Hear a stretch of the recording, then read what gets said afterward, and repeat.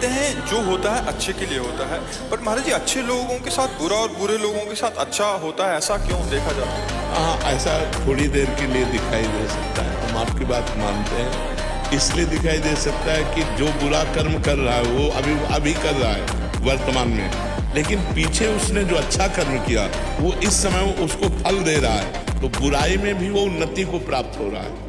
और एक अभी अच्छा कर्म कर रहा है लेकिन पीछे उसने बुरा किया, तो बुरे कर्म का फल आया दुख।